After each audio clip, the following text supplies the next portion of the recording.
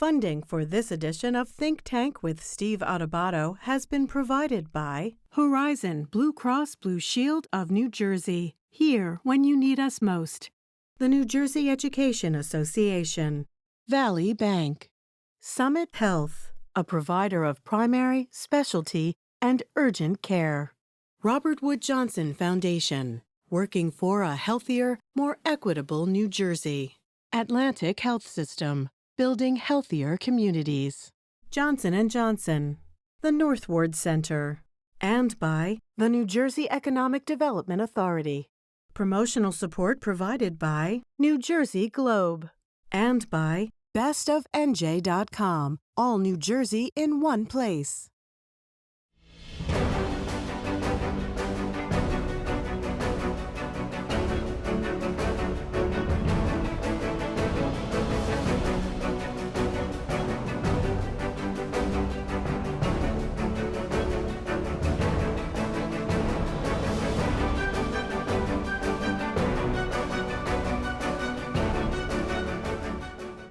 Hi, everyone. Steve Adubato here. We kick off the program with Gary Mendell, founder and chief executive officer of an important organization called Shatterproof. Gary, good to have you with us. Thank you.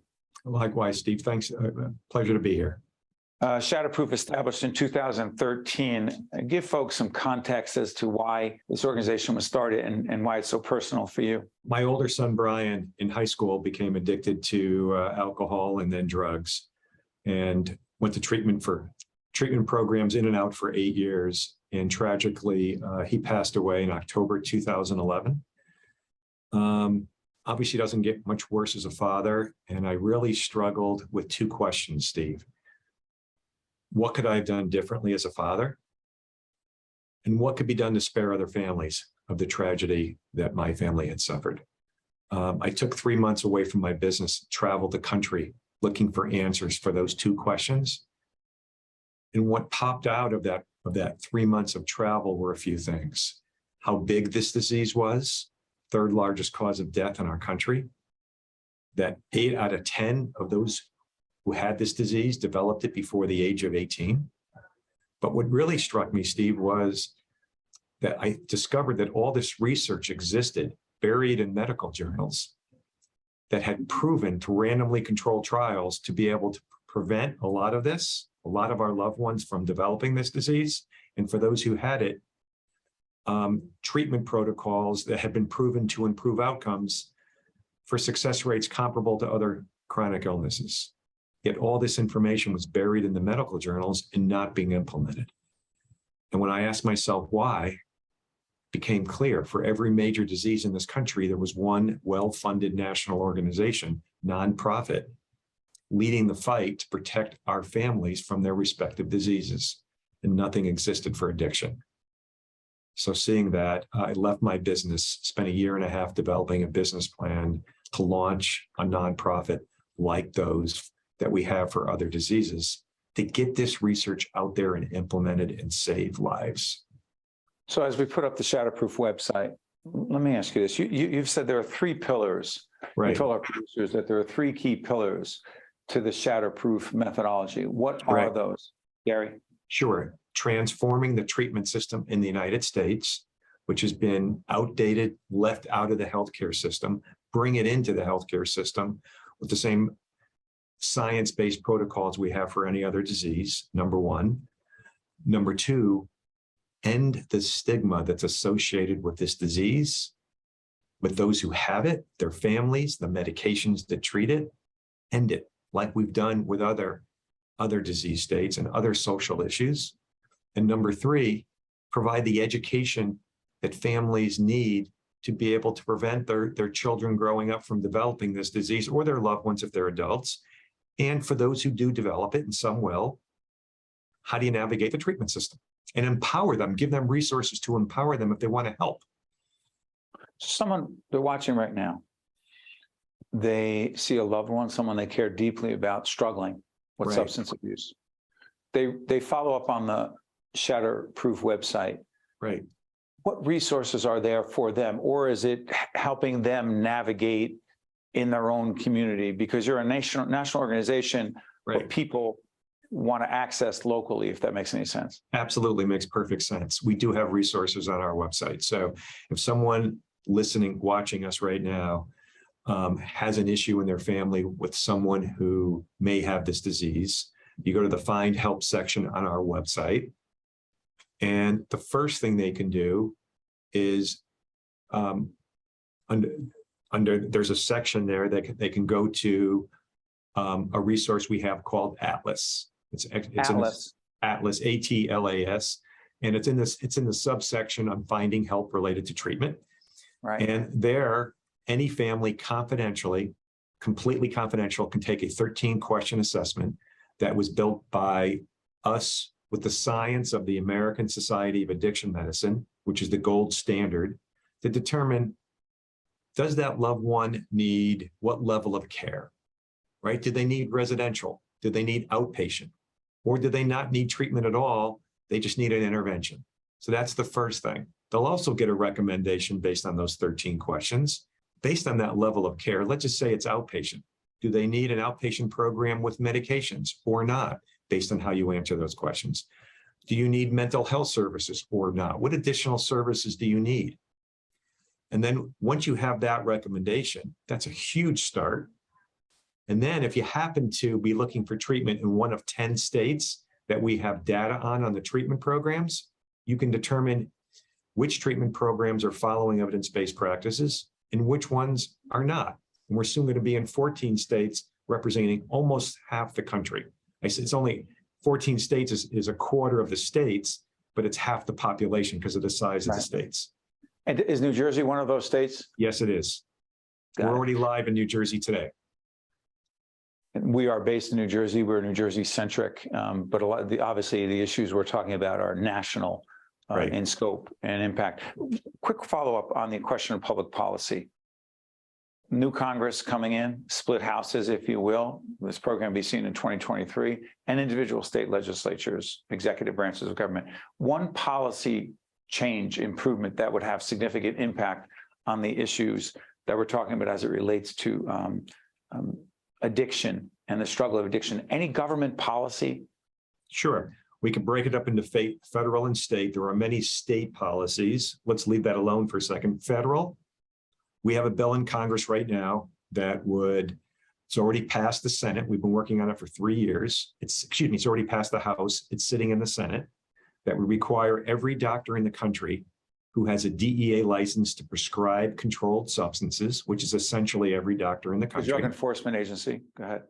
Right. If they have that license, right, which is essentially most doctors, they would have to have 8 hours of continuing education on the basics of prevention and treatment and recovery of addiction, not specialty care, the basics. And if that law were to pass the Senate and get signed by President Biden, then you have every doctor out there today that would have within 12 months, they would have to have that 8 hours of continuing education. And by the way, they all take continuing education anyway. They would just take this 8 hours versus something else that is optional. And then you would have every medical school required, because who wants to graduate medical school and not be able to prescribe controlled substances? And it hasn't been passed, but it passed the House. It's in the Senate. Does it have to be right now? Correct. Real quick, does it have to be passed by the House again because it's a new House? It does not have to be passed by the House again unless the Senate amends it and sends it back to the House. Gary, I want to thank you so much. We appreciate not just you joining us, but more importantly, the work you're doing every day. Steve, Gary Mendell thank you. Gary Mendell is founder and chief executive officer of Shatterproof. Gary, best to you and your family. All the best. Thank you. Thank you, Steve. You got it. We'll be right back after this. How do you create change? By cultivating hope. And we see that every day. In the eyes of our preschoolers, in the souls of the seniors in our Adult Day program, in the minds of the students at Robert Treat Academy, a national Blue Ribbon School of Excellence, in the passion of children in our Youth Leadership Development Program, in our commitment to connections at the Center for Autism, and in the heart of our community, the North Ward Center, creating opportunities for equity, education, and growth. New Jersey is home to the best public schools in the nation. And that didn't happen by accident. It's the result of parents, educators, and communities working together year after year to give our students a world-class education, no matter the challenge. Because parents and educators know that with a shared commitment to our public schools, our children can learn, grow, and thrive. And together, we can keep New Jersey's public schools the best in the nation. Recently, my colleague Jacqui Tricarico joined me down in Atlantic City for the New Jersey Education Association. Jacqui did a whole range of important interviews, but this one you're not going to want to miss. It's with Pulitzer Prize-winning journalist Nikole Hannah-Jones. She discusses the 1619 Project. You don't know what 1619 means. You don't know why the 1619 Project is so important. Well, this conversation with Jacqui and Nikole Hannah-Jones. Check it out. Hi, I'm Jacqui Tricarico on location at the New Jersey Education Association's annual convention here in Atlantic City, and I am so pleased to be joined by Pulitzer Prize-winning journalist and creator of the 1619 Project, Nikole Hannah-Jones. Nikole, thanks so much for taking the time to speak with us today. Thank you for talking to me. Well, first, can you help us understand the significance of the year 1619 here in America? Sure. So 1619 is the year that the first ship carrying enslaved Africans arrived in the colony of Virginia. So we really mark 1619 as the advent of American slavery.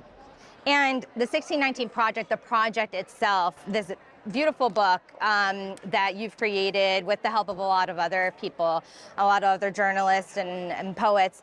Talk about the project and how it's being incorporated into school curriculums across the United States. Sure. So the 1619 Project is a series of essays as well as you mentioned, pieces of poetry and prose that really makes the argument that slavery is foundational to both American history, and the legacy of slavery has shaped so much of our modern society. So all of the essays are around something in modern America with its roots in slavery.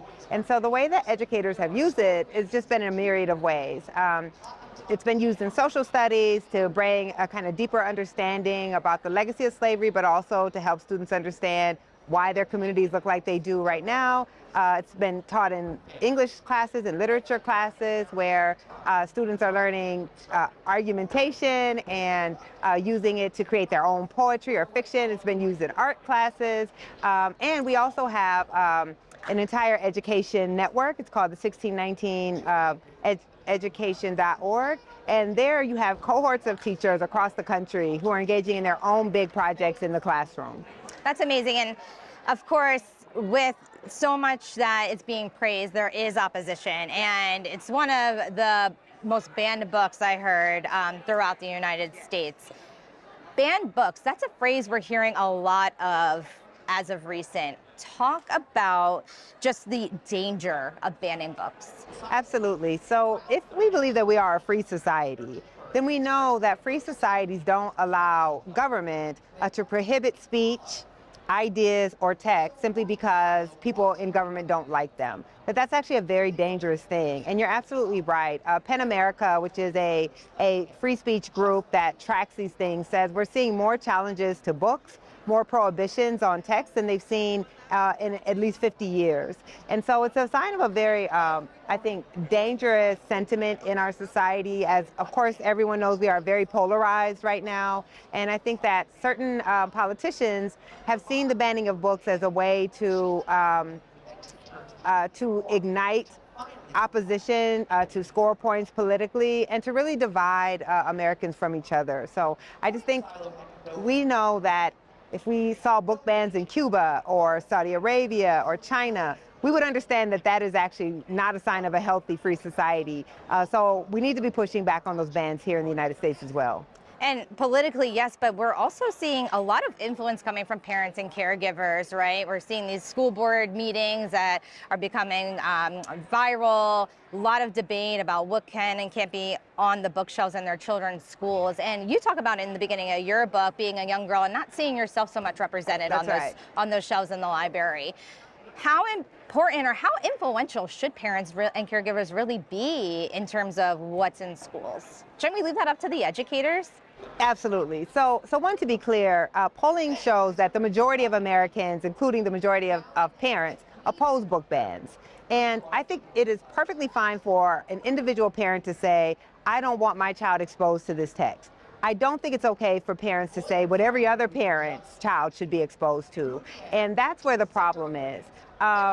So we send our children to schools to be educated by professionals for a reason, because there are professionals who create curricula, there are professionals who understand what texts are proper and appropriate for students, and I really do think we should leave that to the professional educators that we charge with educating our children. But also, as you said, so many of these bans and books that are being challenged are books that speak to the experiences of marginalized children of color, of trans children, of children who might be struggling with identity, and they deserve to see themselves in the texts that are being taught, but also all of us become more tolerant when we're learning texts about people whose identities are different than ours and whose histories and stories are different than ours. Yeah, understanding other people helps us become better people and better human beings, a better society. Absolutely, right? We have to stop taking such a stingy view of our fellow Americans and actually believe that it is a good thing for our children to learn and be challenged in their views. And I want to talk about something in the book, too, that I saw that I know you've talked about, the photo of your father from 1960. He served in the U.S. Army. Talk about him and just how much of an influence he's had on you and your career. Absolutely. So my father was born on Cotton Plantation in Greenwood, Mississippi, during a time when Black Americans did not have rights of citizenship. And I think that's important because we tend to think about this as a very distant history. And it's not a distant history. And so I really began the entire book with this story of my dad flying this American flag in our front yard, and me being very conflicted as a Black child about why a man who wasn't treated equally by the society would want to show that type of patriotism. And so the book really grapples with that, and it's a tribute to my dad, who said, you know, Black people played a really unparalleled role in shaping our society and fighting for liberty in our society, and no one should be able to take that legacy from us.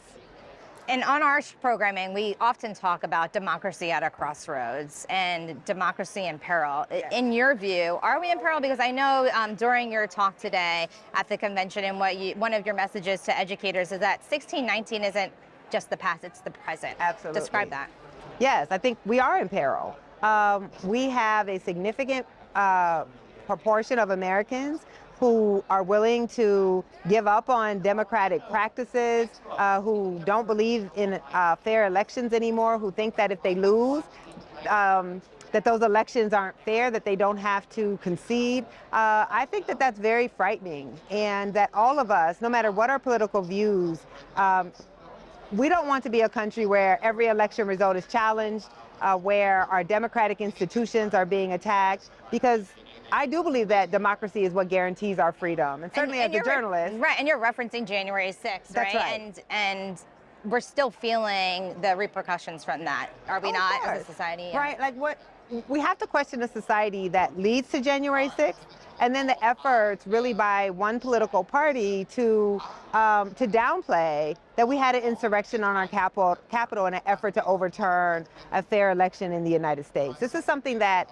we tend to think of as happening in other countries, but scholars of democracy say that this is a sign that our democracy is in decline. I will say I was heartened by the results of this election we just had, because it seems like at least a majority of Americans are saying we actually do believe in democracy, and so democracy is living to fight another day, but how much democracy we have is ultimately determined by us. Right, because we're taping in the beginning of November, right after the midterm elections, and the results speak for themselves, I think. And lastly, being the keynote speaker today here at the convention, what was your overall just main message to educators here in New Jersey?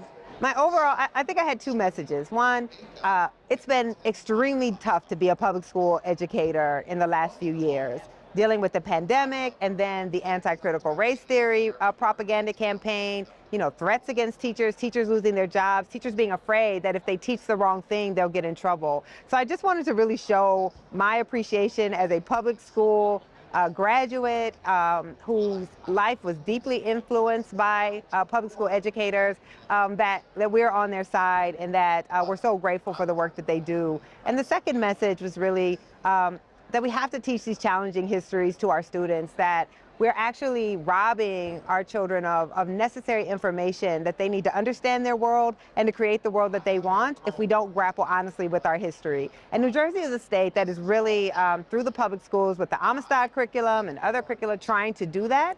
So I just wanted to encourage and say how important that was, both to me when I was a student and to all of the children in the state. Education is power, and if you want to learn more about the significant year in our history, 1619, pick up Nikole Hannah-Jones' book, bestseller book, The 1619 Project. Thank you so much for taking the time to chat with us, Nikole. Such a pleasure. Thank you. How do you create change? By cultivating hope. And we see that every day. In the eyes of our preschoolers, in the souls of the seniors in our Adult Day program, in the minds of the students at Robert Treat Academy, a national Blue Ribbon School of Excellence, in the passion of children in our Youth Leadership Development Program, in our commitment to connections at the Center for Autism, and in the heart of our community, the North Ward Center, creating opportunities for equity, education, and growth. New Jersey is home to the best public schools in the nation, and that didn't happen by accident. It's the result of parents, educators, and communities working together year after year to give our students a world-class education, no matter the challenge. Because parents and educators know that with a shared commitment to our public schools, our children can learn, grow, and thrive. And together, we can keep New Jersey's public schools the best in the nation. We are now joined by Dr. Yanzhong Huang, who is Director of the Center for Global Health Studies at Seton Hall University. Good to see you, Doctor. Good to see you too, Steve. Doctor, one of your many areas of expertise involves China. More specifically, you've been talking a lot about, and it's important for us to better understand China's COVID policy. As we go into 2023, this show will be seen then. What exactly is that policy, and what impact has it had on China's population? Well, we're seeing a sea change in China's COVID response now, because until very recently, I mean, last month, they were still sticking to the so-called zero COVID policy. Basically, they could not tolerate any COVID infections. So even like a single case found in the locality could immediately trigger mass PCR testing, the close contact tracing, quarantine, and even snap lockdowns. But now we're seeing the policy is switched to another extreme. Basically, people are told you are on your own, right? So now they focused on preventing severe cases. Right? Many of these measures were simply dropped, like mandatory PCR testing, the checking of health codes before accessing public venues, the home quarantine for close contacts. Essentially, many of those measures were dropped. And now we are seeing a significant increase of the infections, but in Beijing and other parts of China. So the forecast is that in the first 6 months, or in the coming 6 months, we're going to see 60% of the population. We talk about 850 million people. But that's more than twice of the U.S. population will be infected in the coming half a year. Doctor, let me do this. I want to follow up on that. First of all, I want to make it clear, Seton Hall University, one of our higher ed partners. I want to follow up in this way. What is the significance, Dr. Huang, from your perspective, in understanding not only where China is, but what you believe and many other experts believe will be happening in China? What is the significance for the United States and the eastern region of the United States? Dr. Huang, please. Well, I think it is worth taking a close eye on what is happening in China, because we know, right, this virus does not respect territorial borders. While in this country we have, right, according to a recent Harvard study, more than 90% of the population have been exposed, actually have been infected with the virus, but this virus can mutate. So according to some epidemiologists, in the coming months, we're going to see that a large number of immunocompromised people, those essentially who were not exposed to the virus in China, they could harbor the virus for months. So one leading epidemiologists basically say we can witness a billion or more opportunities for the virus to evolve. So that the new variants could potentially, again, return to the United States and infecting more people, if you will. But Dr. Huang, let me ask you this: the CDC, the Centers for Disease Control, clearly very important in dealing with this pandemic and other public health issues, has had its own approach to dealing with COVID. The most significant difference between the CDC approach versus the approach of the Chinese government is what? Well, I think if we were talking about this before December, right, there's a big difference that here on December 7th, the policies changed in China. Right. But up to that point, it was dramatically different, correct?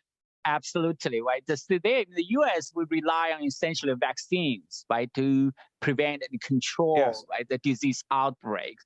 But in China, they relied on non-pharmaceutical intervention measures like snap lockdowns, close contact tracing, quarantine. So I'm sorry for interrupting, Doctor, but vaccines were not distributed and accepted widely in China, correct?